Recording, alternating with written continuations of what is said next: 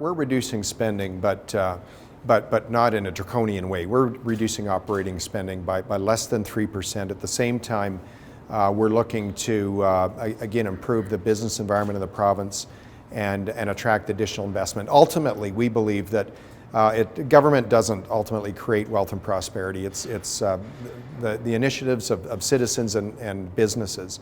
And so that's really what we're looking to accomplish.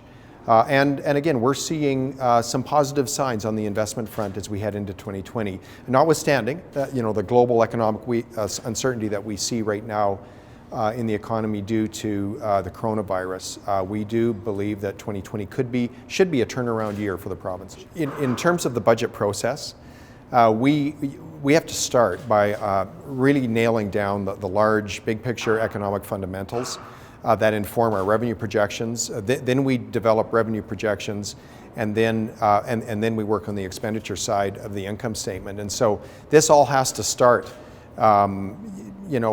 several weeks earlier. So in January, quite frankly, when we were finalizing our revenue projections, WTI was well north of the $58. And so we didn't adjust for that. In the week that we're actually presenting the budget, we see all this global uncertainty, and we see oil prices and other commodities drop hard.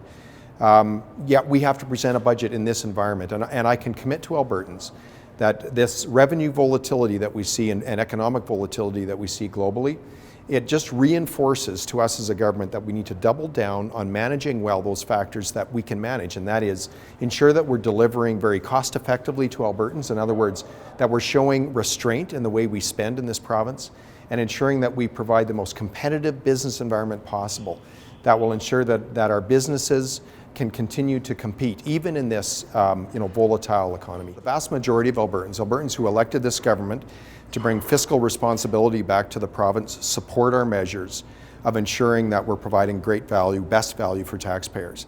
Part of that equation is going to be, in time, thoughtfully and compassionately adjusting public sector remuneration. We've been transparent about that process. We're going to continue with that effort. And we're hopeful that our union partners will cooperate with us to ensure that the public sector is sustainable in the short term and the long term. We absolutely value the incredible contribution that the public sector make to Albertans every day as they deliver services, our teachers, nurses, and other public servants. But as the McKinnon panel pointed out, we can no longer afford to be an outlier in the country, and we have to, within time, again, thoughtfully and compassionately bring public sector remuneration down to align with other provinces. And we made a commitment to Albertans that we were not going to be introducing a sales tax in this province during this term. We committed to Albertans we were not going to raise taxes. We will honor that commitment.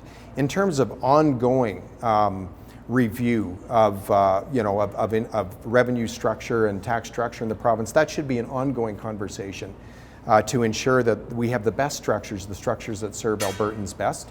So that should be an ongoing conversation, but we will certainly follow through with our commitment to Albertans that we will not introduce a sales tax or increase personal taxes in this mandate. But what did you mean by that when you said we need to have a conversation? That opens the door, it seems to me, about increasing taxes or having a PST conversation. Do we need to have a PST conversation? Well, again, I believe it's important to have an ongoing conversation about what does that mean? Tax structure. Well, the fact is our economy evolves. The economy of this province has evolved over the last 100 years.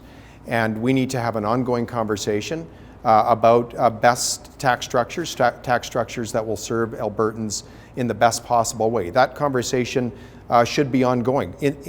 In the meantime, we will follow through with our commitment to Albertans. We will not be introducing a sales tax, and we will not be raising taxes on Albertans.